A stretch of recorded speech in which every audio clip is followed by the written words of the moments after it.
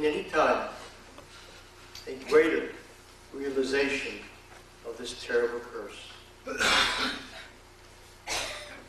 Madness and blindness and confusion of heart.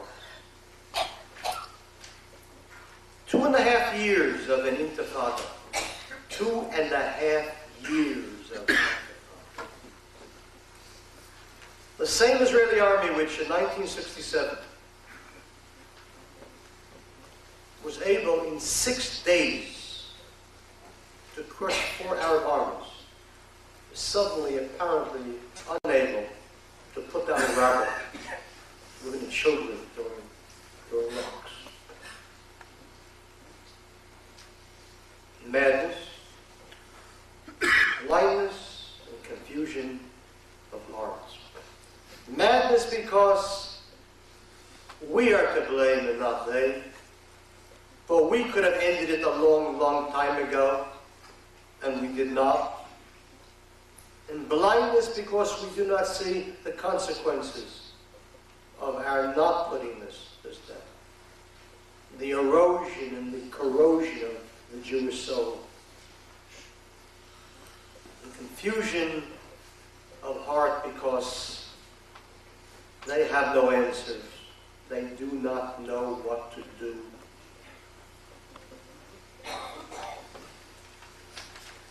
I want to read to you several newspaper clippings over the past year to appreciate what the Tochacha is: blindness and madness and confusion of hearts.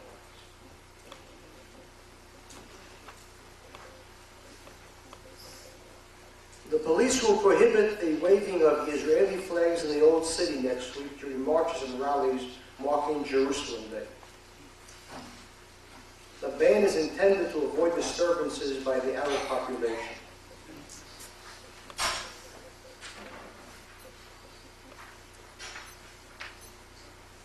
Jerusalem Day, which commemorates the liberation of the Old City, Jerusalem. Israeli flags will be banned because it might incite the Arabs. What can one possibly say to such a thing? What can one possibly say? This letter appeared in the Jerusalem Post, the 2nd of last year. Written by a Christian, Wilbur Cartwright, of Phoenix, Arizona. Tempe, Arizona. While visiting the Temple Mount, I was moved to recite from the book of Psalms, which I always carry. Nice to know that he carries a book of Psalms. If only Teddy Kollek would walk around with the book of Psalms, we'd feel better. An Arab official and policeman rushed over to me and emphatically demanded that I stop praying. I asked why, and they explained that Jews are not permitted to pray on the Mount. However, when I informed them that I was Christian, they withdrew their opposition and permitted me to continue. I could not believe my eyes or ears. Are Jews forbidden to pray on the site of the temple which King Solomon built, and for which he prayed? I am still in a state of shock. I too am in a state of shock. I'm shocked that he's shocked. Do you think that this is new? Do you think that this is new? I remember that day in 1967, that glorious day when the Messiah banged on the door and when Jewish soldiers liberated the Temple Mount. I remember that day. The world stood still. Every Gentile knew something divine had taken place. And I remember that even Matagur, the commander of those forces, a Laborite, even he was touched. And I recall hearing the recording of him shouting over his walkie-talkie, "Har HaBayit B'Yadeinu, Har HaBayit B'Yadeinu." The Temple Mount is in our hands. What a moment that weeks later,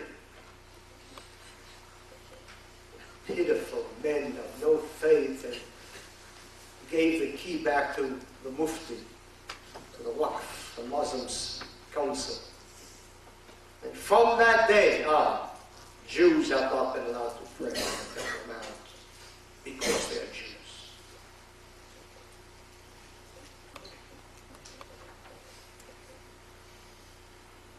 Parents feared to send children on school trips to Jerusalem.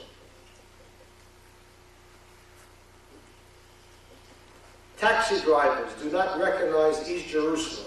In 3 cases this week, taxi drivers refused to drive passengers to Arab East Jerusalem. They're afraid. They're afraid. Every Israeli bus that drives through Wadi Joz, East Jerusalem, gets stoned today. If you're planning Aliyah and you don't know how to make a living, become a glazier.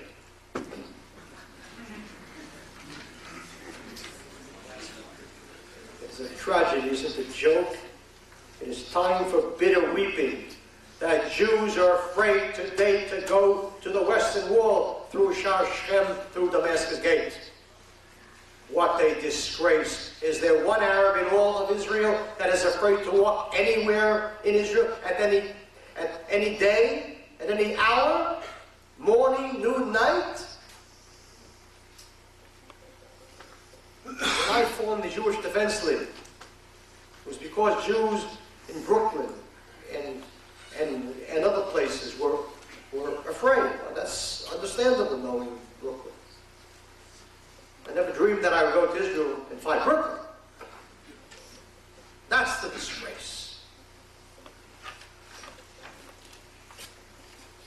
I received a letter last year from a Jew in Haifa, a survivor.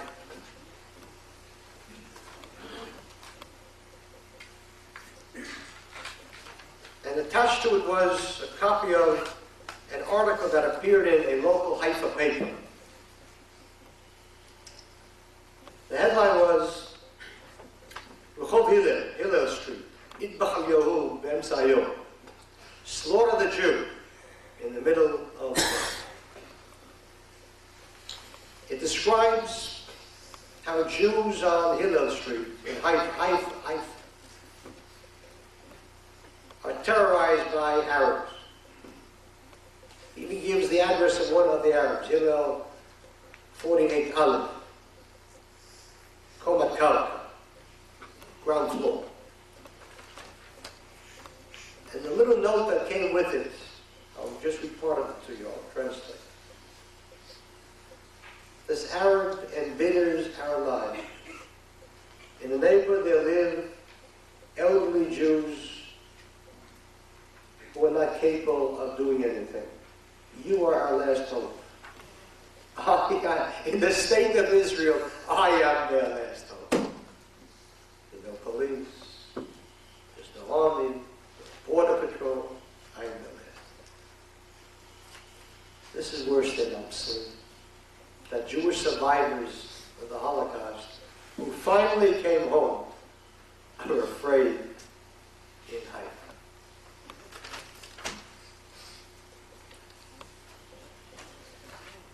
And in the face of all this,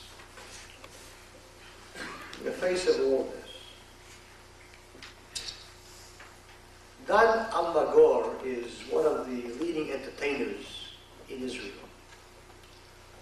He's also, of course, a great liberal, an entertaining liberal. And at a Peace Now rally, Tel Aviv, he spoke, and among the things that he said was this: we had better prepare for ourselves the glass cages in which we will sit when they judge us for what we have done to the Palestinian people. The glass cages, Eichmann and us, in the glass cages. This is a diseased mind. This is a sick Jew. comparing Eichmann, who wanted to exterminate the Jews, to the Israeli army, which does actions attempting to prevent the Arabs from finishing what Eichmann began. We will sit in the glass cages. And then he read a poem that said, we won't shoot at children. You, the soldiers of every corps, every unit, look your commanders straight in the eye and say, no, we won't shoot at children. They want only to live with dignity as a free people in their own land. That's all they want.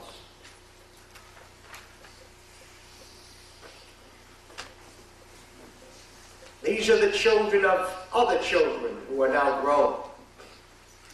Of Palestinians who began to murder Jews not in 1967, but in 1920. All they want to live is in peace in their own land. They massacred Jews daily in the 1920s. In August of 1929, they massacred in one day 67 Jews. In one day, Hebron. 510 Jews were murdered in cold blood in the Intifada of 1936 through 38. All they want to do is live in peace in their own land. And when the UN in 1947 proposed a partition plan which would have given them their own land, they said no when they went to war because they were not prepared to give us anything of that land. 6,000 Jews died in that war, fully 1% of the population at the time. And this diseased creature speaks of all they want to do is live in their own land. The poor children. Let me read to you a story about one of the poor children, a 17-year-old poor child. Jabba Hawash, the 17-year-old poor Palestinian child who only wants to live in peace in his own land.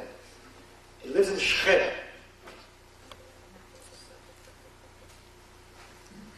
He was a member of a group called the Red Eagles, which specialized in killing Arabs who collaborate with Israel.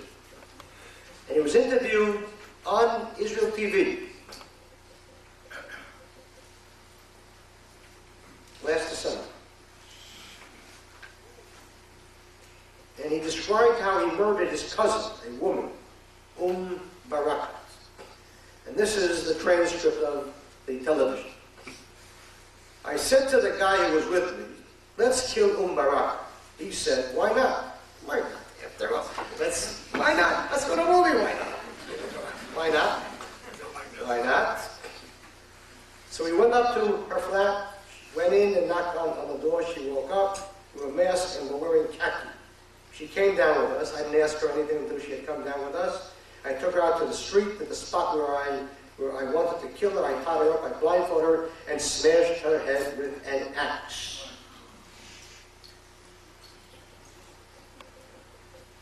Now, the obvious question is, why did Israel put him on TV? Clearly, not to show us, but they hoped that the Arabs would see it and be ashamed.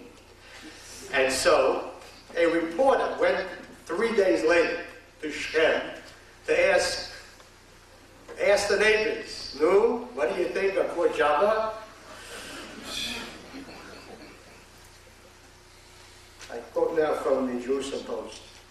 The interview had precisely the opposite effect on Palestinians. People were proud and pleased at what Howard said, particularly his explanation that he wanted to purify our society. They were impressed that he was even prepared to kill his own cousin. I tell you something, Yiddish anachas. The poor Palestinian children, the poor, they only want to live in peace. People come to me, I was on radio today with some backward creep. can't Jews live together in peace and coexistence? Of course, why not? Why can't Jews and Arabs live together? Well, meanwhile, I'm waiting for Arabs and Arabs to live together in Lebanon. I think it is such a pleasure watching Arabs live together with other Arabs. It is such a pleasure. How wonderful it is to see Sunnis and Shiites and Druze and Christians and Hezbollah. Everybody kills everybody else. But of course, we will live together with them because we have so much in common. They can't live with themselves. They live with us. And so the Intifada goes on and on and on, and in great measure because we have here a quote from Dan Shomron, the chief of staff of the IDF, Tzahal, Israeli Defense Forces. Shomron, Intifada can't be eradicated. This was a press conference that he held, foreign press, Israeli press. Intifada can't be eradicated. How much was that worth to the Arabs? Can you put a number on how much that was worth the Arabs here? The chief of staff of the Israeli Defense Forces saying, we can't put them down. How much is that worth? If you really believe that, then shut up. Don't say it. Better still resign and let someone else who thinks he can put it down take over. We can't put down the Intifada. Let me be the chief of staff for 2 days.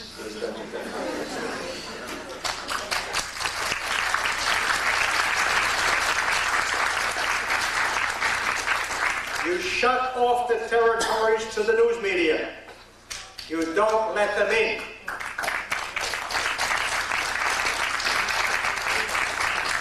What do we owe Peter Jennings, the Chicago Tribune? What do we owe them? Margaret Thatcher in the Falklands didn't allow the news media. Ronald Reagan in Grenada did not allow news media. Gorbachev, that paragon of democracy. In Lithuania, there's no news media. Only we. You shut the territories off to the news media. Nobody goes in, especially the Israeli press. And every morning you hold a briefing for them at the King David Hotel. And if they're not happy, they get free tickets to the Wailing Wall. And then you tell the soldiers, Chevra b'pkudah, orders. You have 48 hours, I don't want, whatever you want to do, I don't want to see any Intifada at the end of 48 hours. You think that there's going to be any Intifada? There will be deathly silence. Because in the Middle East, that's what they understand, strength and only strength. And we sit here saying, well, if they're wrong, we'll sit down with them over coffee and cake and work things out. Gaza is not Peoria. In Peoria, you can pretty much work on anything you want over coffee and cake. In the Middle East, they understand only strength. And if you're strong, they may hate you, but they're afraid of you. And if you're weak, you're dead. And that is the Arab mind. It is a different world, a different culture, different mindset, different concepts. And with the tragedy that we have forgotten the words of our rabbis. He who has mercy on the cruel, will someday be cruel unto the merciful. Running around having mercy on them. What they would do to us, they would bring upon us a holocaust of hatchets and knives.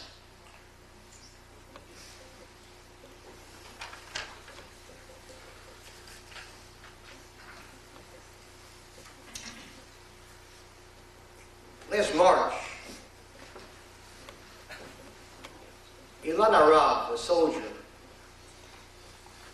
was sent to prison for 2 years by a military court for killing 2 Arabs. He was attacked by the Arabs. A mob of Arabs stoned him, so he shot 2 arrows. Now, in any normal state, he would have gotten 2 medals. Here, he got 2 years in jail. You know why? Let me tell you why. Let me tell you what the insane orders are that hobble them. These poor soldiers. I know, I served in the army for many, many years. I know what the crazy orders are. Not that I ever followed them, but let me tell you what they are. The orders are that if you're attacked by a stone-throwing mob, you must first shout at them in Arabic, "Stand back." If they don't, you can bet your mortgage homes that they won't. And as they get closer, you may then shoot in the air. If that doesn't help, and you can bet your second mortgage home that it won't help, you may then shoot at one demonstrator in one leg. And if that doesn't help, and you're still alive, you may shoot freely. You think that is a normal country? So what do soldiers do? They neither obey nor disobey. What they do is they back away. Think what that does to a 14-year-old Arab as he sees the soldiers backing away.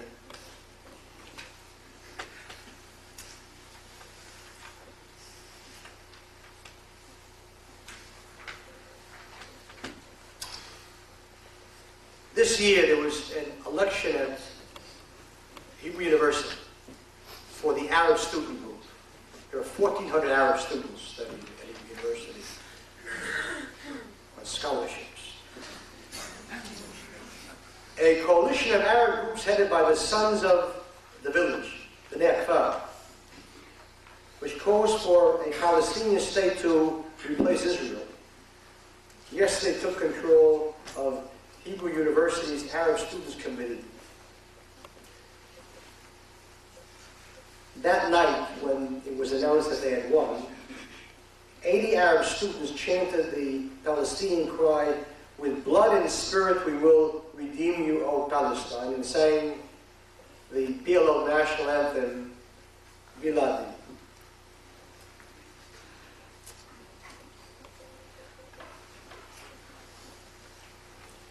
Who allows such students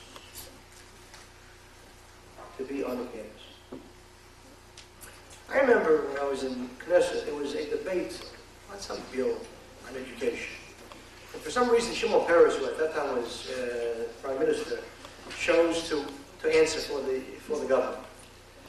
And he went into a whole speech about education, and he began to speak about Arabs. And he said, in 1948, there are only 110,000 Arabs living in Israel, all illiterate. And today, and as he said that, he stepped back, and it was as if the sun shone. He literally beamed, as he said. And today, 4,000 Arab students are studying in the universities of Israel. And I sat watching him saying, one of us is insane. One of us is insane. Adlickenstadt. What wonderful news! 4,000 are studying.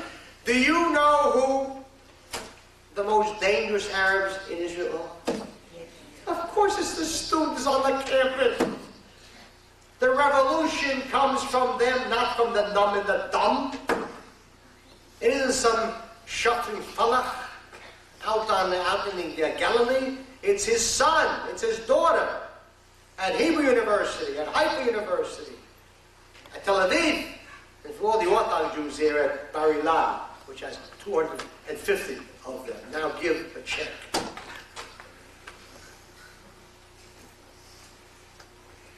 We're not more.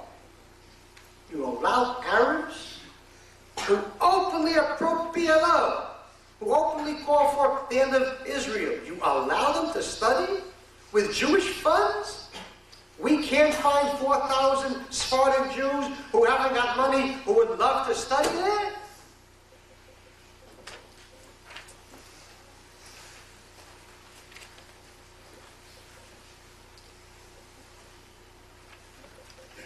this country, we also have sicknesses. One is called Michael Lerner. If you never heard of Michael Lerner, it's okay. You're not missing anything. Michael Lerner publishes a magazine called Tikkun. In the high holiday issue of Tikkun last year, they printed a prayer, a revised prayer of Al-Chet in Yom Kippur Mazor, in our prayers. Al-Chet is said several times. Al-Chet meaning for this sin and for this sin and for this sin. So he revised it by adding new relevant sins. I don't know what relevant sins are as opposed to irrelevant sins. New relevant sins, among which he said, for the sins we committed by not publicly criticizing the Jewish people and Israel when they act as oppressors.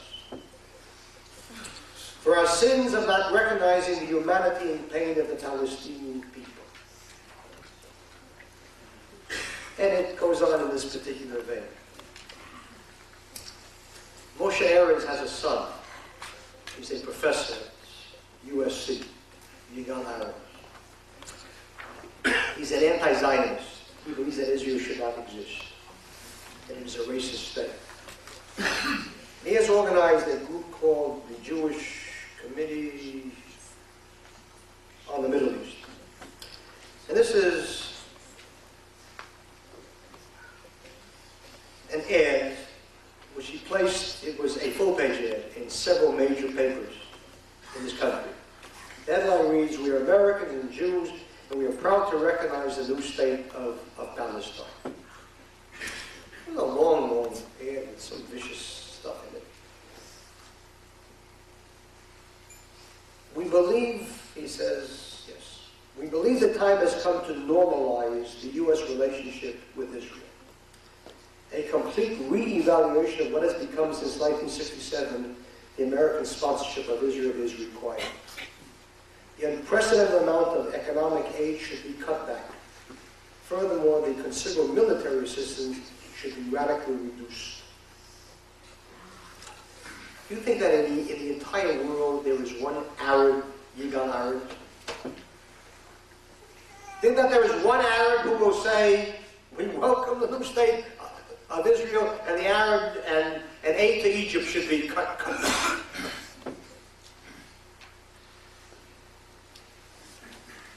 The pity is that they don't begin to understand the Arab life. I want to read to you a letter that I received from an Arab in 1987. The Arab's name is Hebrew. It was written in Hebrew. Muhammad Shahab, and he lives in Shafat, which is a very nice neighborhood in East Jerusalem. He's an attorney. He's an attorney and a professor. And I'll read the translation of the part of it. To Rabbi Americana, despite the fact that I hate you with my blood, I respect you as an enemy. I enclose a letter to Marie. Your name is mentioned. The editorial board will undoubtedly not print it. So you are authorized to print a letter fully in my name. Just as you like to say the whole truth from your perspective, I wish to say my truth. Despite the gap between us, I as an Arab nationalist and you as a Jewish nationalist, we have a common point of view. A strong against the hypocrites and two-faced people such as Yossi Sari. That's my kind of Arab. I prefer to fight with lions and wolves such as the Kach movement rather than with mice and jackals such as Shulamit Aloni and Meir Vilna. I tell you, he gets better. He then sends me a letter that he wrote to Marie in response to a letter written to Marie by one Dr. Shaul Friedman. The letter from Friedler was printed. The response by the Arab was not printed. And this is a part of the letter from Friedler. It was in response to a television interview with Galia Tamam. I'm sure that the name means nothing. Galia Tamam is the mother of Moshe Tamam. Hashem Yikom Damo. Moshe Tamam was a soldier who hitched a ride at Somet Betli, the Betli crossroads, which is right near Netanya, where he lived. He hitched a ride in broad daylight. He was in uniform, a rifle. The car stopped and picked him up. The car had license plates from Israel, so he didn't know that there were Arabs in it. Because when we made an effort to have Arab license plates, the license plates of Arabs living in Israel different from that of Jews, so a cry went up racism. So he was saved from racism, but he didn't know that they were Arabs. He got in the car. His body was found 4 months later in pieces. They had cut his body up. His mother Galia was on television, and she spoke about Arabs the way a mother who had just lost her son would. And this bothered Dr. Friedler. And so from his liberal humanist perch high above all normal people, including God, he said the following: what would Mrs. Tamam or the Jewish community in Israel say if on European or American television they would say concerning Jews what Mrs. Tamam said about Arabs? Who more than the Jewish people that suffered so much must be alert and be aware of comments such as those of Mrs. Tamam?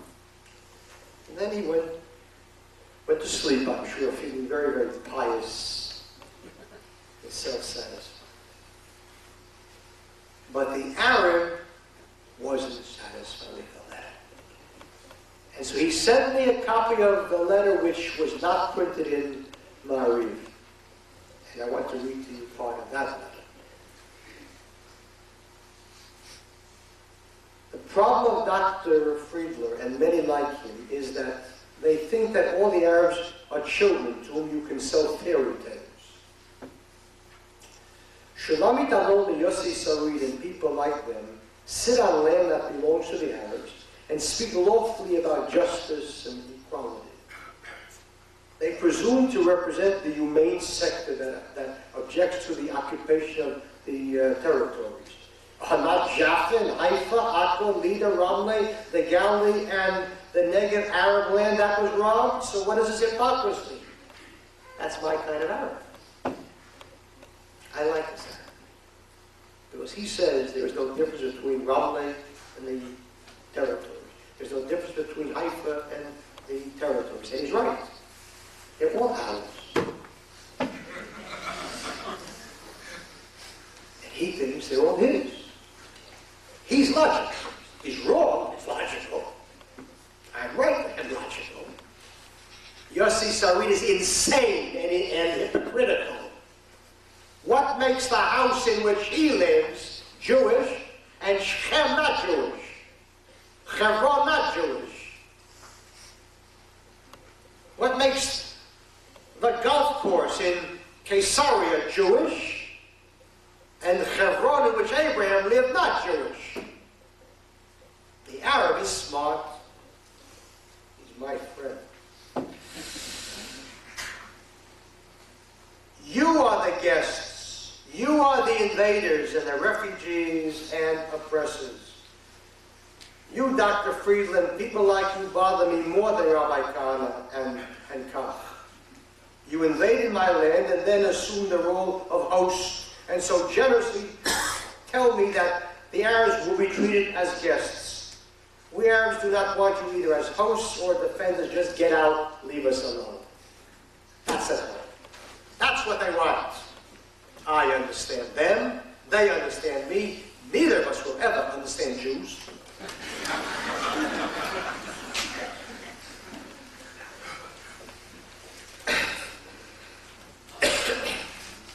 Indeed, Yachad Hashem b'shigao,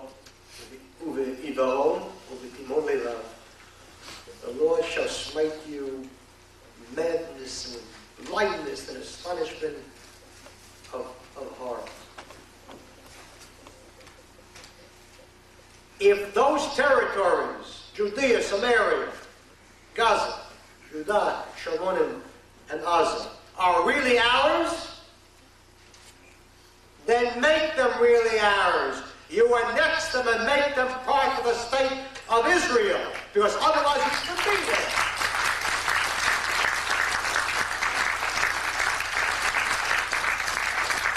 You send in soldiers to occupied lands, and they don't know, what am I doing here? I don't want to be an occupier. And they're right. I don't want to be an occupier. It's not occupied lands, it's my country. You annex it. You make it as much Israel as Haifa and Tel Aviv and Ramat Gan. Then it belongs to you. And then there's no guilt. Instead, Yitzhak Shamir draws himself up to his full height, and he says, it's not occupied, it is liberated. Oy vavoy lanu. Liberated. Jews can't travel there, Jews can't live there. Liberated, liberated, liberated.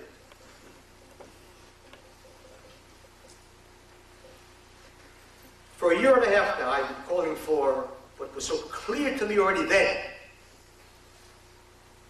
The way to save Israel. A referendum, a mish'ala, a referendum.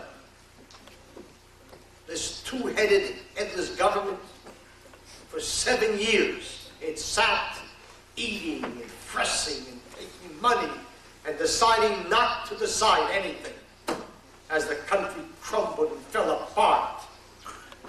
Afraid to deal with issues every single week. Another cabinet meeting, another takeover, another stillman. We cannot sit by quietly. The country is falling apart. We have to make decisions, and I wanted decisions by the people, by the people. Make the decisions and then lock in any government, which will be. Then whether it's Peres, Shamir, the decisions will have been made. 1, shall we annex the territories? Yes or no? Let the people vote on it. 2, the Arabs. Shall we give the Arabs a choice? Live in the country as non-citizens. Nothing to say in the country. Just with your personal rights, or leave the country. Yes or no? 3, shall the Kach movement be allowed to run for office just like Muhammad Me'ari and Tufik Tubi? Yes or no? I'm ready to gamble my whole future that we'll win on every single one of those questions. The news media here, the frauds, the liars, the perverters, say Israel is split down the middle on these issues. Nonsense, nonsense. An overwhelming majority of people inside Israel wants to throw the Arabs out. Of course it does. An overwhelming majority says annex the territories. Of course it does. If you poll the people at the King David bar, yes, you certainly get a fairly high percentage of people that say it isn't nice. And then they go back to Toledo. But go to Chatzor, Netivot, Tveria, where the normal people live, and ask them there, and you'll see what people really think. When I was banned in 1988, it was not because I'm a racist. That's nonsense. The same people who now say Shimon Peres is banned because he wants Arab support in Knesset, that's not very, very nice. That seems a little racist to me. Of course it isn't racist. That's not racist, and I'm not a racist. I was banned because they were terrified at the amount of support that I have among young people inside Israel. When the poll came out in 1988, showing voters between the ages of 18 through 25, giving Kach more than the Likud or Labour, that's when they said Kahana must go. The same young Sephardic Jews who elected Begin are the same ones that now say Kahana. That's why they were afraid of this political mafia, and they banned me in a moving display of democracy. And not one Jewish liberal raised his voice, her voice, their voices. Nobody, not one. The hypocrisy of the liberal is overwhelming. They're liberal until their own ox has been gorged, until their own interest has been threatened. And then it's okay. Then it's all right. Our support in Israel today is greater than it has ever been. The tragedy is that Intifada has done more for me than all my logic and all my speeches and all my books and all of everything. The Jewish people, in its abnormal, in its thinking, abnormal thinking, is not capable of seeing anything until it is hit on the head with a rock, a fireball, a knife, a bullet. Why must we suffer again and again and again not to realize what we have to do? No guilt, no guilt. You're ashamed of throwing out Arabs? Why are you ashamed of it? They want to kill us. They want to murder us. They do murder us. And we sit and say, this is nice, throw them out.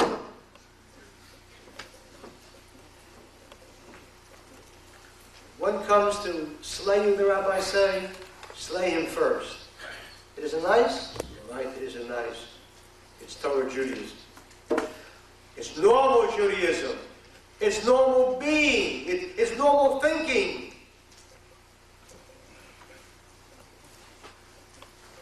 The rabbis tell us, in the Torah it says, that if you find the body of a murdered Jew, and we do not know who the murderer is, the law is that the elders, the rabbis of the nearest town, the nearest city must come out and make a proclamation, a declaration. Yadeinu lo shafchu et hadam hazeh. Our hands did not shed this blood. We didn't do it. And the rabbis asked in the Talmud, did anyone then suspect them of doing it? Did they suspect the rabbis? Why have to come out and say, we didn't do it? No one suspected you. And they reply, that's not the point. The point is that they have to say, we did everything possible to ensure that he would not be killed. The government of Israel can make that statement.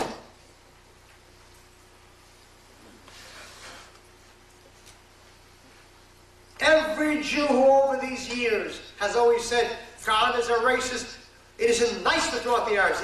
It's a terrible thing. It isn't moral. It isn't ethical. And because of that person, the Arabs stayed and murdered Jews, the blood of every murdered Jew is on the heads of those Jews too. Those who are more righteous than their maker.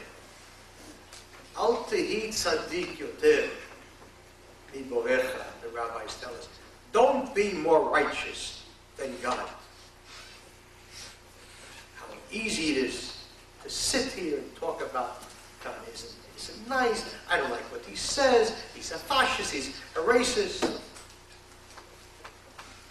I'm a Torah true Jew. The things that I say are Judaism. And I would challenge any rabbi to debate this. What does Judaism really say? To sit quietly by and allow people in our midst enough to say, but are all the Arabs this way? The Arab who murdered those 16 Jews, the day before he murdered them, was innocent. So therefore we let him stay. We don't know which Arab who until today has done nothing will tomorrow do something and murder Jews. We don't know. What we do know is that there is not one Arab in all of Israel who wants to live in a Jewish state, just as there is not one Jew in this room who wants to live in Jerry Fowler's Christian state. What contempt we have for Arabs. What contempt. Liberals. We have to raise their living standards, and then they'll be good Arabs. Electricity. Give them electricity, then they'll be good Arabs. Give them indoor toilets, then they'll sit quietly.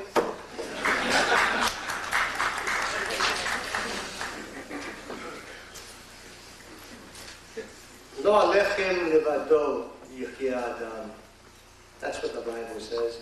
Not by bread alone shall man live. Not by bread alone. They have a national pride. You want to buy them? Buy their pride with an indoor toilet? By telling them you live better than the Arabs of Iraq? They know that they live better than the Arabs of Iraq. But they also know that the Arabs of Iraq live in their own country, an Arab state, and the Arabs of Israel live in the Jewish state. And that's the difference. Jews who don't have national pride can never understand Arabs who do.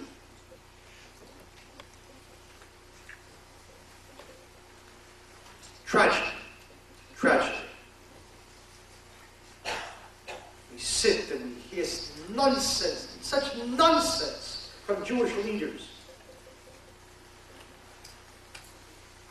Jews go to breakfast or to brunches, or to lunches, or to dinners, or to suppers, or the UJA, any way to raise money by eating. And over there, the speaker gets up and he says, we came to a desert and we turned it into a garden. Not right now. We came to a desert and turned it into a garden. Nice, right? Try that at an Arab once and listen to what he will tell you. He will tell you, you're right. You came to a desert. You turned it into a garden. But it was my desert, now it's your garden. Don't play games with them. They hate us, they believe the country is theirs, and that we are thieves. The fact that they're wrong doesn't mean anything. They think that they're right. Our problem is that we're not sure that we're right. Why do Jews take the Arab position on issue after what is with peace now? New agenda and all these others. What? Let me tell you why. Because deep in their hearts, they're not sure that we have a right to be in Israel at all. God plays no part in their thinking. The Bible plays no part in their thinking. So all they know is that their great-grandfather came in 1880 to a country which had Arabs in it and took that country from them. So in his heart, he doesn't know. Maybe the Arabs are right. Maybe it's true. God for you. Not only does he feel guilty about it, he hasn't got the courage to do something about it. If you think you're a thief, get up and give the kibbutz back to the Arabs. That he doesn't do. So he sits wallowing in his guilt, because not only does he feel guilty, but he's also a coward. And in order to salvage a little bit of forgiveness from the Arabs, he has to take their side on every single issue, so that they'll say, you're a good Jew, not like God, you're a good Jew. No guilt. country is ours, every inch of it, every centimeter of it. No guilt. It's our country. It's not theirs. There is no Palestine, no Palestinians. There never was. There never will be. They're Arabs, and let them go live in Jordan.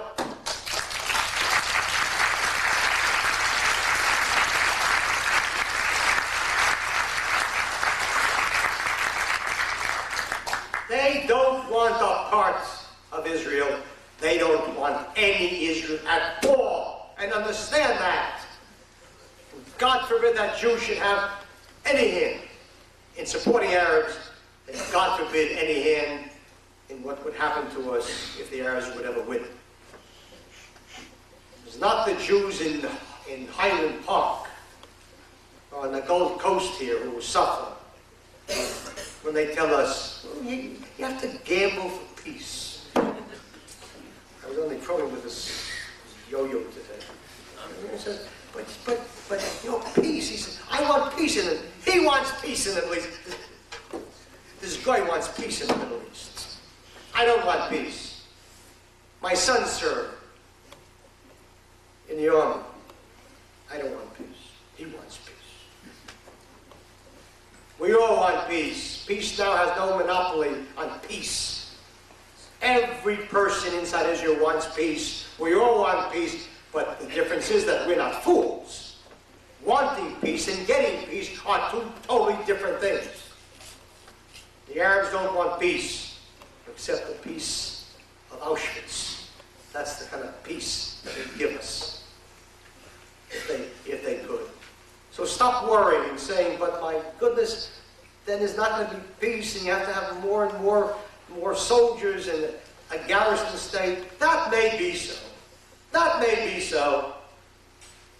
Better to have a state in which Jews have to serve in the army and defend it than in Auschwitz. How much would a Jew in Auschwitz have given to see a Jewish gun and a Jewish tank and a Jewish plane? How many generations prayed to God for the opportunity to have a state and a Jewish army to protect it? And now we sit in 40 years of fighting. What 40 years of fighting? Jews have been fighting for 4,000 years. 40 years of fighting. We all want peace. But there's not going to be peace because the Arabs don't want peace. And so, I'm proud that I and my children, and please God, grandchildren, are in a state, are in a Jewish state, in which they'll never, ever, ever do to us what they did to us when we had them, those states. And all the people, including the Orthodox, who speak about who needs a state, 6 million Jews needed a state. 6 million Jews needed a state. Who needs a state? How easy it is for people who have never suffered to talk about who needs a state. Who needs a state? You need a state. You need a Jewish state. You need an Israel. If God forbid there would be no Israel, you wouldn't survive in this country. Right. Hatred in this country, the anti-Semitism, the Jew hatred is unbelievable. Those who listen to that program, and I'm on every program, in any city, the Jew hatred comes out. And it's good that it's heard. It's good that you hear it. Because you don't want to hear it. But it's good that you hear it.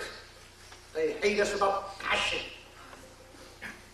If God forbid there should be an economic crash in this country, do you know what would be to the Jews? Do you know what they would do? The jealousy of the Jews, the envy the Jews run. This and the Jews own this, and the Jews control this, and the Jews, everything right. Is Jews. And that's when times are good. God forbid what would be when times are bad. We are stricken. We suffer from Jewish leaders who in every possible way are disasters for us.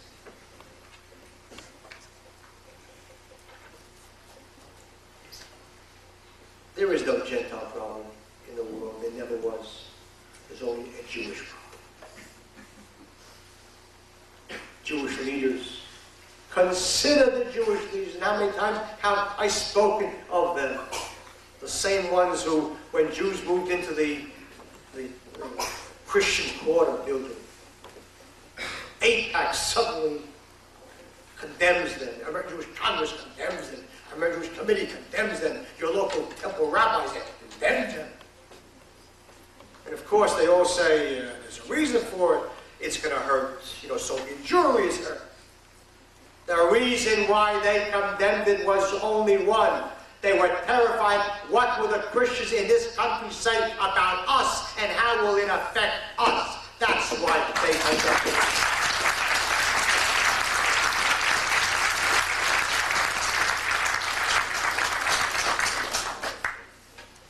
I have news for you. I was in Dallas, and half of the audience there was Christian. And when I said, a Jew has a right to live anywhere in the Holy Land because it belongs to the Jewish people and not the Christians, they all clapped. Jews sit over here in their incredible fear, nervous as saying, thinking that Christians do nothing all day except think about Israel. Let me tell you what the Christians in Chicago think about all day. How could Edmonton beat the Blackhawks so badly? That's the first. Are the Bucks going to beat Jordan again? No. What happened to the Cubs? Are the White Sox for real? That's what they're thinking. They couldn't care less about Jews, Arabs, or Indians. It's the pathetic Jewish leaders with their complexes that say, what is the guy thinking about me? I have news for you. He isn't.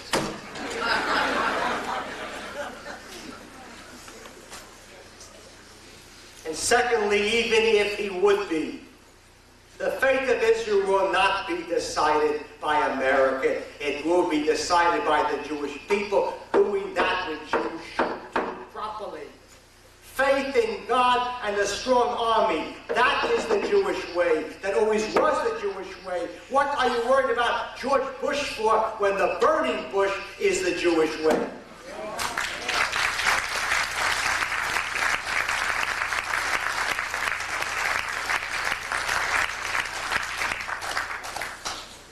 Program that I'm on, there's always some anti-Semite that goes up, why should we give you guys money? Usually Jews on that, Jews who appear on those programs go into long hysterical kinds. Well, it helps America too. I have a much better answer. I don't want it. I don't want it. I don't want your money. American economic aid doesn't help Israel. It hurts Israel. One, it turns us into a political vassal, a slave, a serf. Why doesn't Israel put down the Arabs? Why? Because they're afraid of America. America will cut off aid. And so we are paralyzed by them. Secondly, we have become some kind of an economic junkie, gets his annual fix every single year. And it prevents us from doing what we should do, and that is, Israel isn't a state, it's a shul. It runs with a pushka. America, West Germany, Deutsche Bonds. You don't build a state like a synagogue, like a shul. You build a strong structure, economic structure.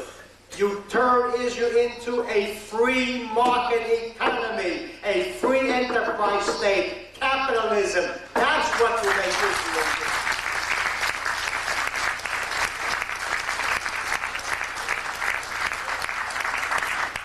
have made every country which they have lived rich except Israel. You know why? Because it is riddled with socialism and Istanbul and bureaucracy and red tape and Ishur and Rishayot and Rishayot. Throw the bureaucrats into the sea. Not the Arabs, just the bureaucrats. Turn Israel into a free enterprise state. Let people who want to make money come into Israel. Build us a factory. No taxes in 10 years, 20 years. But build us a factory. Give us jobs. Export. Hard currency. Make Israel what Singapore is. And we'll be 20 times greater than Singapore. We have the technology. We have the talent. We have the brains. Billions will pour into that country. Who needs foreign aid? I don't want foreign aid. I want to see Israel stand on its own feet.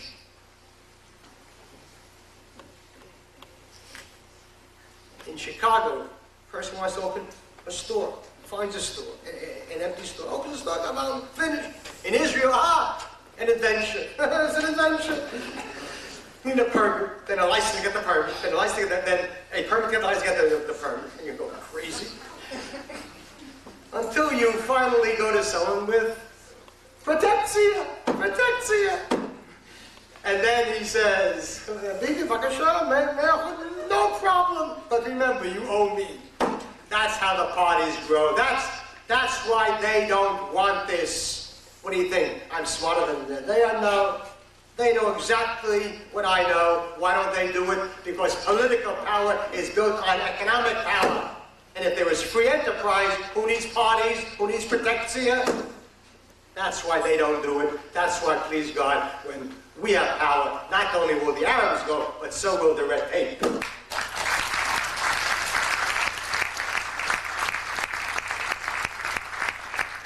on that day, 200,000 Yodim who left Israel will go back.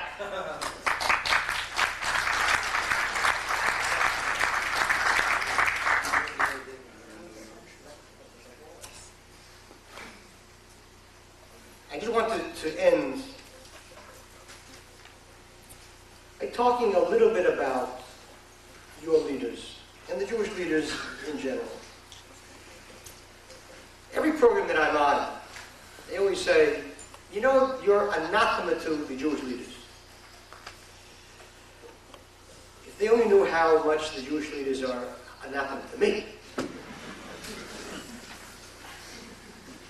An unbroken record of decades of the destruction of the Jewish people.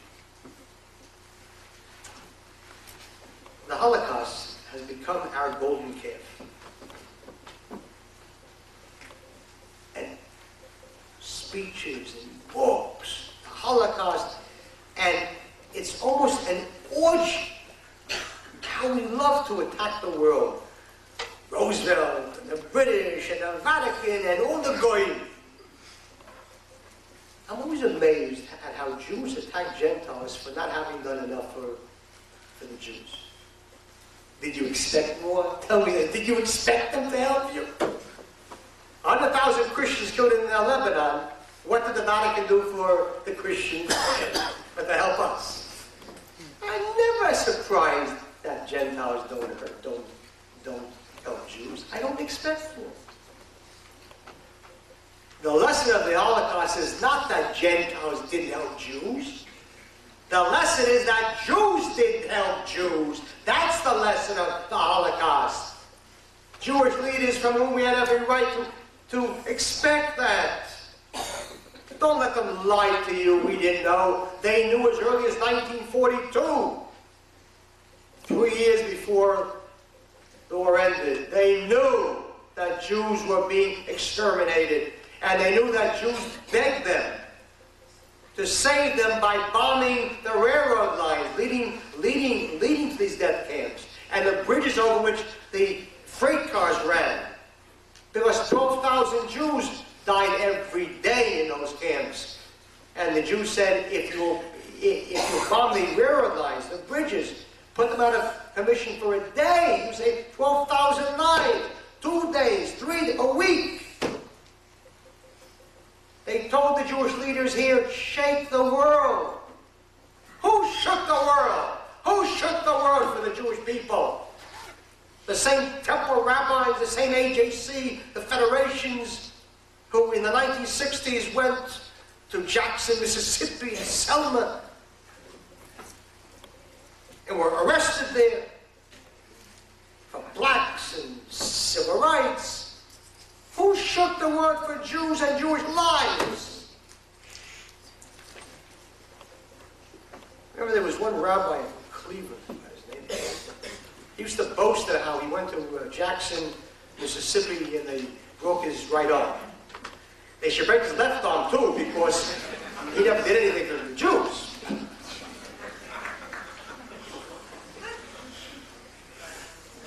If the Jews would have been led by their leaders, by all these temple types who bleed for everybody, if the AJC and the Congress, the committee, the B'nai B'rith, the federations, the temples would have closed down for a day and led 100,000 Jews to Washington, to the White House in 1942, and then sat down on Pennsylvania Avenue, break the law, sit down, and shout and pound and say, bomb Auschwitz, bomb Auschwitz. What would have happened? What would have happened? 2 things would have happened. They would have been arrested. Believe me, there's no sweat. You're in and out.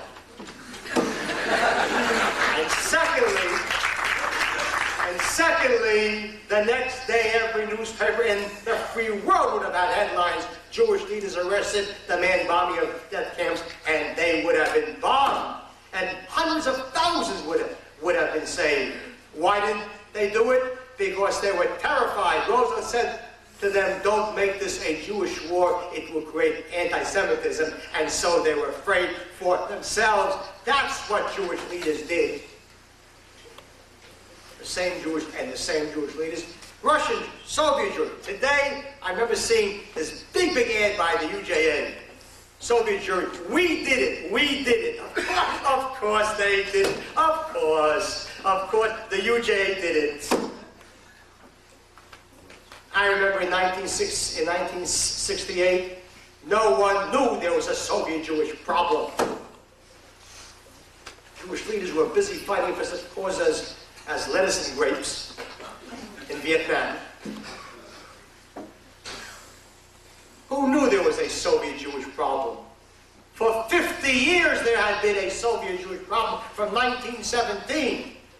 Does anyone in this city recall the first march for Russian Jewry in 1917, 1920s, 30s, 40s, 50s? Not until deep into the 60s. It was not the Jewish leadership that raised the issue. For 50 years they had always sat with their shashtul policy. We are doing things quietly. Quiet diplomacy. It was so quiet, it didn't exist.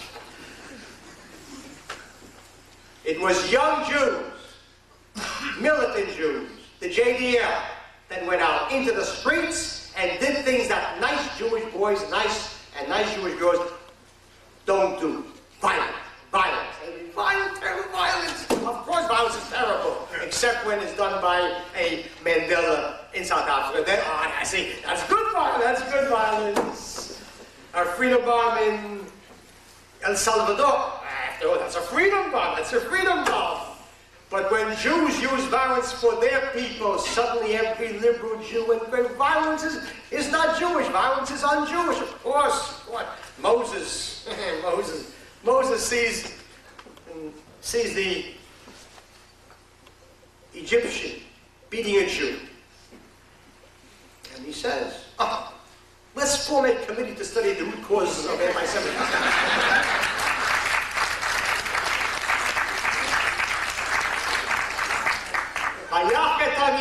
And he smote the Egyptian and killed him dead. That's Moses. Boy, that following Friday night from every temple on the Nile, Illinois. every single temple, boy, did they give it to that Moses. that fascist extremist. Yes, we use violence. And we put the Soviet Jewish issue on page 1 of every newspaper and on NBC and CBS, because the news media, these paragons of ethics, only want one thing. They want violence. That's what makes headlines. We did it, and the UJA did it. We made the UJA do it. Because militants will always push moderates into doing things which otherwise they would have never, ever done. And the worst crime of these people, they have destroyed a generation of young Jews. Jewish leaders, ignoramuses, dwarfs, chosen not for their scholarship, their piety, chosen for one reason only, their money. For decades, they ran around this country with a pot. It's called the melting pot. And they beat the pot, they shouted, "Thou shalt melt, thou shalt melt." 11th commandment, thou shalt melt. And they told all Jews, melt, melt, melt, melt, because if we all melt, then there's no anti-Semitism, which is true. No Semites, no anti-Semitism. For decades, they babbled to us about the public schools. Send your children to public school, not to yeshiva. That's too parochial. Send your children to public school because it's important that they meet all kinds. So they went. They met all kinds, and when they brought them home, but Gavon, where did you meet him?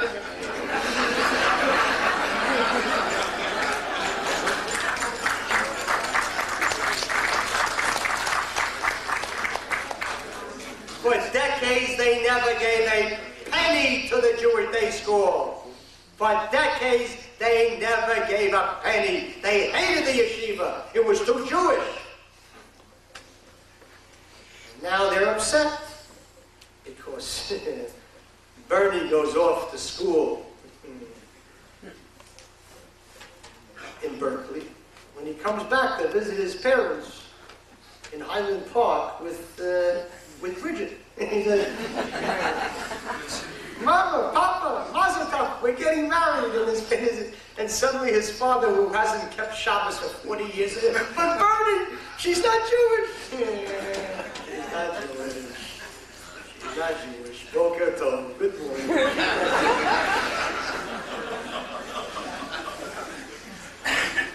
And his mother, whose closest brush with kosher food is some, bagel on some Sunday morning, says, "But Bernie, you're a Jew, you're a Jew." And Bernie looks at him and says, "Why should I be a Jew? I want to be a human being."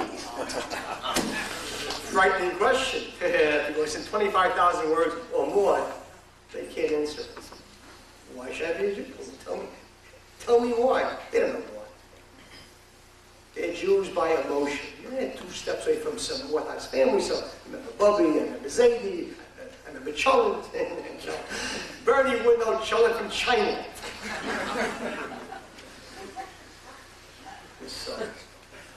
He goes off and he marries Bridget because they're human beings. And furthermore, his rabbi just the previous Friday night had given, it was Interfaith Friday night. Oh my God, wow, what a night that was. I tell you, the place was packed. And there was the rabbi, and there was the priest, and the minister, and the guru. Everybody was there. And the rabbi looked down upon Bridget and Bernie, and he beamed as he said, "There is no difference between Jew and Gentile. We are all God's children." And Bernie beamed upon Bridget and said, "God's child, let's get married." They destroyed our children. And now they're angry. Upset. Why do all these kids don't want to be Jewish? How come they're all Trotskyites? It's not true. The largest Jewish youth group in America is not the Trotskyites or Jews for Jesus or Jews for Arafat. It's Jews for nothing. Jews for nothing. We don't want to hear about being Jewish. That's the result of people that all the years told them, forget about it, you know, yeshiva, you have to believe in God, you have to do this. They went to the temple for what? The bar mitzvah. So for 2.5 years, Bernie broke his teeth on words which he neither knew nor cared to know, because he knew that in 2.5 years he'd be bar mitzvah and Bubby would give him a big check. Those are our Jewish leaders. Those are our Jewish leaders. Don't follow them. Don't follow them. Follow your own good Jewish sense. Follow Jewish leaders who are Jewish, honestly Jewish, authentically Jewish. And above all, no guilt, pride. To be Jewish is the most beautiful thing in the entire world, if you know what being Jewish is. The greatness of being Jewish isn't that we have different skin. It's not true. There are white Jews and black Jews and green Jews and polka dot Jews. There are all kinds of Jews and they're all Jews. Our blood is not different than anybody else's blood. And that famous Jewish, the Jewish head. Yeah. If I had $1 for every dumb Jew I met, I might not be rich, but I'd be comfortable. There are dumb Jews and smart Jews, and dumb Gentiles and smart ones. That's not what makes us different. There's one thing that makes us different, and if you want to say your children and your grandchildren know what it is, there's only one thing we have that no one else in the world has, and that is Torah. Know that. Understand it.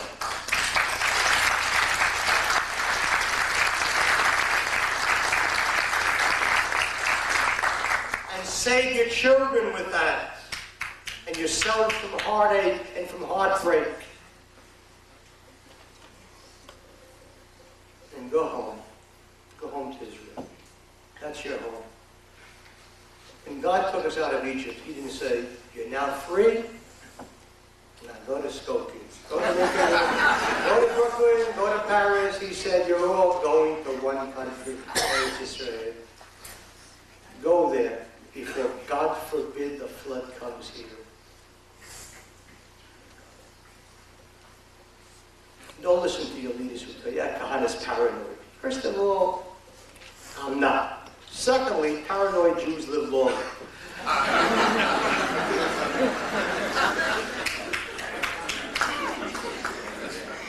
Paranoid? I'm paranoid. Don't let anyone tell you that this isn't Germany. It is not Germany. And know that Germany wasn't Germany either always. You think Germany was always SS troops, Gestapo, Hitler? Not at all. Find a Jew who lived in Germany in the 1920s and he will tell you, what do you know about a country in which we Jews loved? There was no country that Jews ever loved more than they loved Germany. They didn't even call themselves Jews. They called themselves Germans of the Mosaic faith. They loved Germany in a way that none of us here can ever begin to grasp. Germany had a Jewish foreign minister already in 1922, Walter Rathenau. America didn't have a Jewish didn't have a Jewish Secretary of State till 1972. That's only because he fled Germany.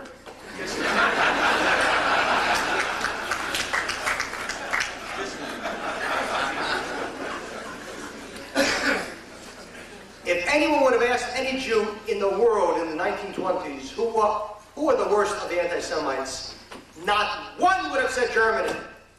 They would have said Poles and Lithuanians and Slovaks and Ukrainians and Romanians and Hungarians. Of course they would have said that. Germans were the best.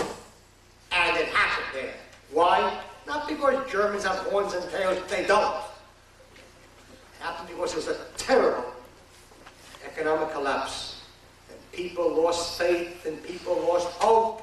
And when a person loses hope, he'll follow anyone who offers him hope. And that's what happened there. Hitler offered hope, and they followed him, and they did what they did. And you want to tell me it couldn't happen here? It couldn't happen here? Do you know what kind of violence is beneath the surface of this country here? And how much hatred there is here? Jewish leaders living in the suburbs, what do they know about what Gentiles really think about Jews? There's only one place, it's not at some dinner, an Brit dinner, where black-tie Jew meets black-tie Gentile. They sit and exchange jokes. And clack, you're clack, clack, clack, clack, clack, clack.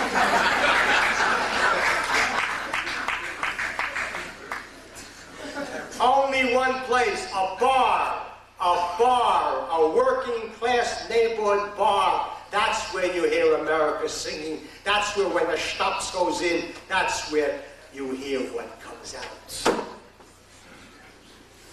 Hatred of the jealousy, the Jews run the country, they run Congress, Israel runs the world. Go home. Especially you young people here. What are you doing here? This summer, go to Israel. Go to Israel. A yeshiva. Find a yeshiva. Whether you know something, nothing, find a yeshiva, try it. If you don't like it, drop it. If you like it, stay there. And write to your parents and say, I'm home, I'm staying here. Your parents won't be happy. Not the first time you haven't made it happy, but this time for something good. But this time for something good. Stay there. You don't have to. And not every Jew has to have a PhD. Every Jew a PhD. Not every Jew has to be a doctor, a lawyer, a CPA. You can learn a trade. You can be a farmer. You can plant a tree. You can learn to work with your hands. Get married. Have a dozen children. We owe Hitler 2 million babies. Pay him back in interest. And live on a settlement in the Sharon, in Yehuda. Live on a settlement there. And then, 30 years from now, when you're sitting with your grandchildren, talking Hebrew, and telling them about Ev Shayaz, how it was then, when you first came, and now it's a town, and your grandchildren look up at you and say, he's a Saba, he's a Savta. What a grandfather, what a grandmother. Then you'll know what being Jewish is, and what Jewish nafas is, and what Jewish joy is. Get out of the graveyard. Go home. God has given us the greatest of all blessings. We waited 2,000 years for it. A home. What are we doing here?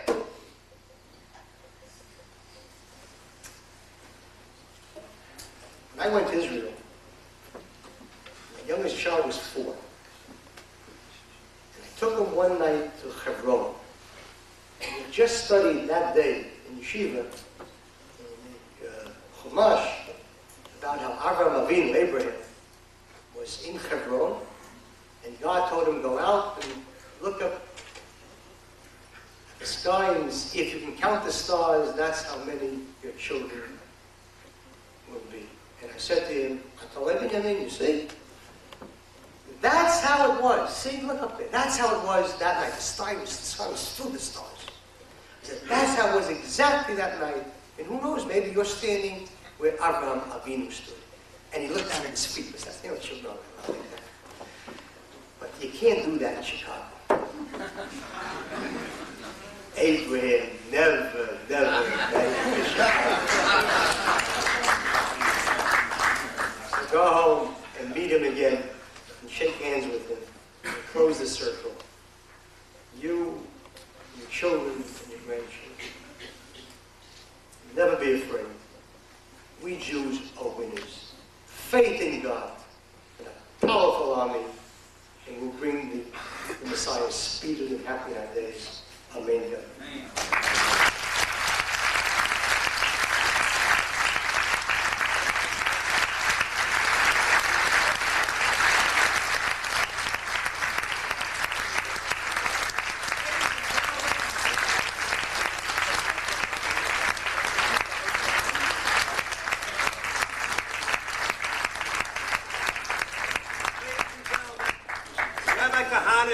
is eager and ready to take your questions, but first we would like to give you a chance to help him.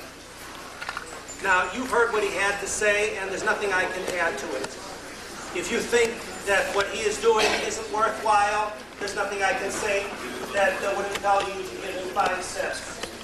But if you think that he's talking about something that has to be done, about a job for the Jewish people that needs to be done, then, frankly, it's up to you to help him, and you should not evade your responsibilities. I myself have been to Israel, and I've seen what the money is buying. It isn't buying a fancy office. I was at the Kach office in Jerusalem, and let me tell you, the Douglas TV commercial has nothing on it. It's a hole in the wall. But they're using the money for action. They use it to go out and speak 2 nights a week, or pardon me, two lectures every single night. Can you imagine what the cumulative effect of all those neighborhood rallies is? And if you ask, what does your money buy? What has it bought already? I'll tell you, it has put a large number of ideas on the map and made them common currency that formerly nobody gave a hoot about or believed made any sense at all. There's a reason why there are several parties talking transfer now. It's because Rabbi Kahana started it. And I could go all the way down the list. And so I'm asking you, the ushers are walking around, please be generous and contribute what you know you should. This is your responsibility. It is your investment in the Jewish future. Whether immediately, a little later, I don't know, but eventually it's ours. Please God.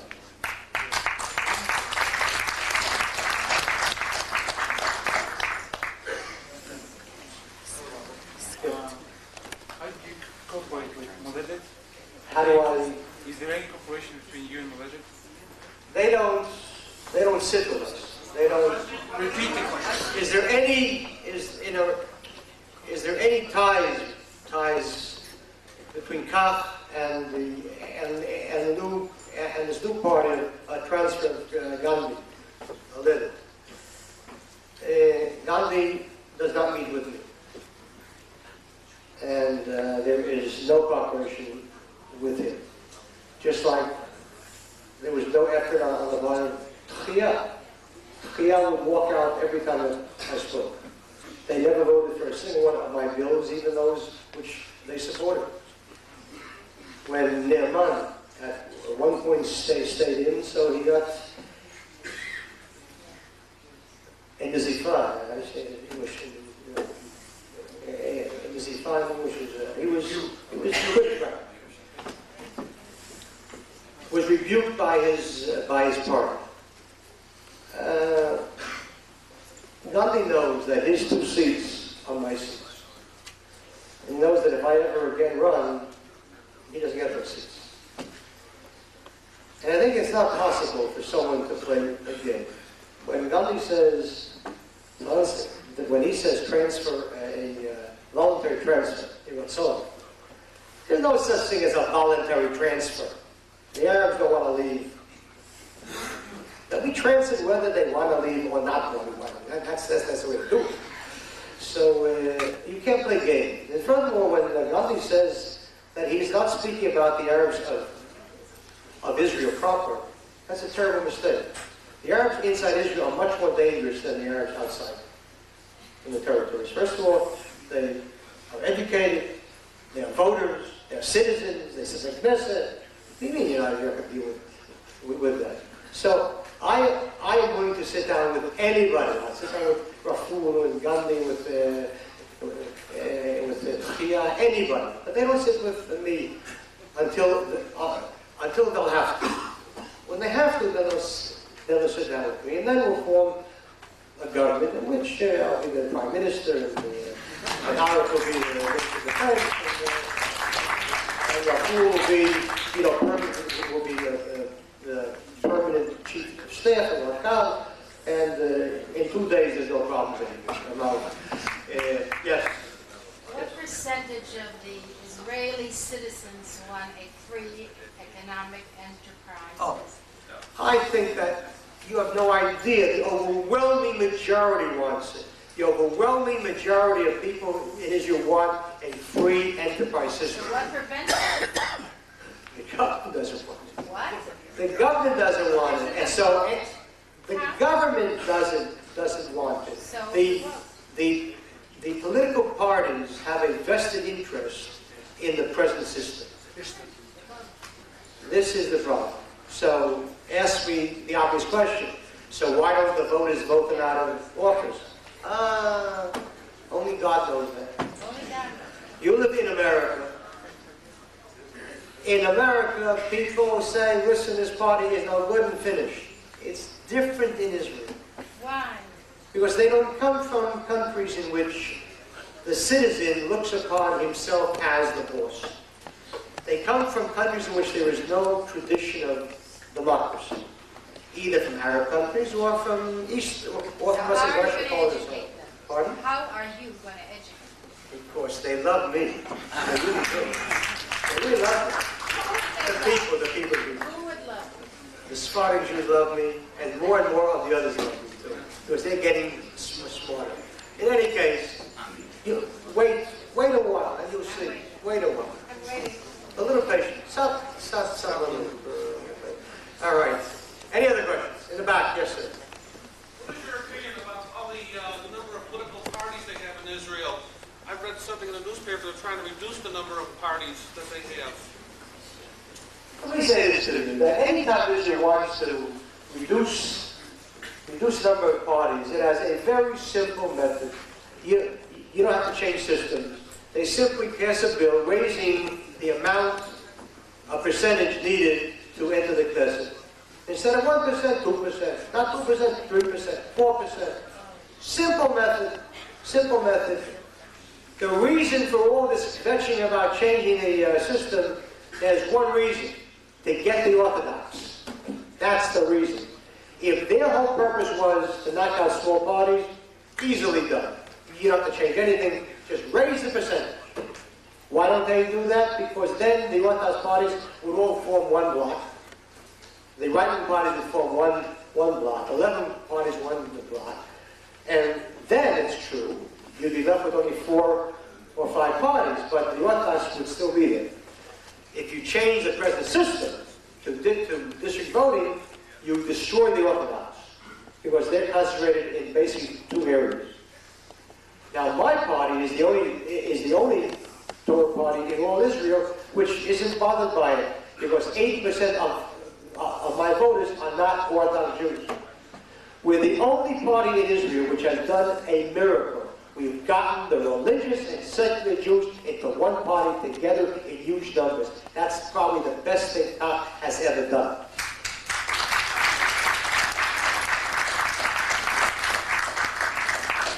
Let's take 1 or 2 more before we take off. Yes, sir. As an old-time member of JTL and also now present member of COP, I heard this lady say, "What change would the rabbi make?" Now let me say something. You know, a lot of people have often wondered about this situation involving a certain person who was prosecuted or actually persecuted without any chance to fight back. And I talked to this man's family recently. We're talking about the Pollard case. And I talked to Carol Pollard, and she said that the only leader in all of Judaism that they respect and believe in, and who ever helped her brother, was Carol Pollard. She said the only one that they do trust, because he is a dedicated, devoted Jew, greater than any other Jew they've ever seen, and he's standing right there, Rabbi Meir Kahane. Now, to talk about inspiration, he's the only man that I respect. She said, I don't want to push too much on the rabbi because he's got enough of his own service with the forthcoming problem he has, you know, with the trial they've coming through. But he says he still is the greatest. Okay, thank you. All right. Questions? Let's over here. Just quickly, Rabbi, you mentioned on the radio this morning your mailing address in Jerusalem. Right. Could you repeat that again, please? Sure. Post office box 7866 Jerusalem. However, it isn't necessary. I get letters, Mayor Kahane Israel. I do. Seriously, it's okay. It's a small country. It's a small country. But it's post office box 7866 Jerusalem. Yes, sir. This week's Newsweek really disturbed me. It had 4 pages on anti-Semitism growing in Eastern Europe. How do you feel about should we rebuild in Eastern Europe? You're in Eastern Europe. No, well, I'm just saying. Get out of Eastern Europe! I'm opposed to them going to Auschwitz either. Let them keep Auschwitz. I don't want Auschwitz. I want live Jews. I don't want dead Jews. I want live Jews. Get out of Poland. Nobody here visit Poland ever. Why should we pay them money? A penny even. Don't go to visit Poland and even Hungary don't go to visit. Don't go to visit those countries. Those are graveyards for us. Leave them alone. Get the Jews out of there.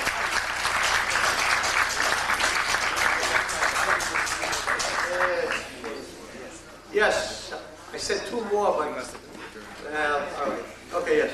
I have with me. According to Jewish law, You're next. Yes. according to Jewish law, what should Israel do with John Demjanjuk? Should they Who? Demjanjuk? Yeah. Should they keep on this long trial, or should they just execute him? Hang it. Well, why haven't they? Hang it. What kind of question is that? I mean, I'm just saying, why has the trial been going on for so long? Because they don't want to hang it. Yes. Because they don't want to hang it. It's that simple. Who is this? You asked about Jewish law. Not Israeli. Right. You asked about the Jewish hangman. The next day, hang it. Any questions on hanging? Thursday? Yes. Today, there are 3 Israeli soldiers who are prisoners. Do you think if the Israeli government is going to release more Arab terrorists to attack I don't know. the base? I don't know. That's another tragedy. The day after those soldiers were captured, Israel should have gone in and captured 100 Qadis, put them in cells 6 by 6, and said they stay there until these guys are free.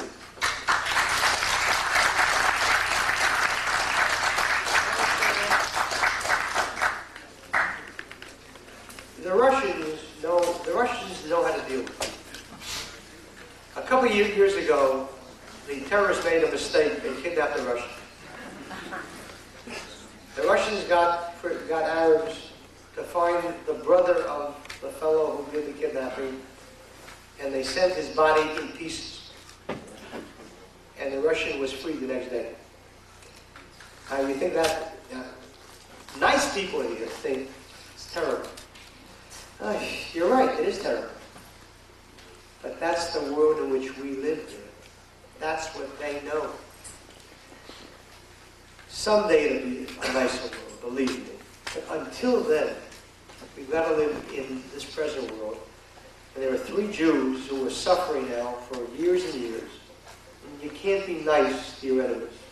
Not when you are not the person that is suffering. Don't be nice at the expense of the other fellow suffering. How easy it is to be nice if you don't feel the pain. You have to feel the pain of every other Jew and do whatever is necessary to help the Jew. There's nothing that is not allowed to be done to save the Jew. And on the radio today, that clock said, "Would you do this?" Of course I did. I would do anything to save the Jew. Anything to save the Jew. Period. That's it. My son, and I want to finish with this, my son served in the army during the war in Lebanon, in artillery. And when he came back, he told me a thing which I had known already years earlier. They received orders that if a PLO position was in a village, they were not allowed to give fire cover to the infantry because they might kill civilians. Now, do you know how many Jewish soldiers died because of that criminal order? They had to go under sniper fire. All the Arabs in Lebanon are not worth the life of one Jewish soldier.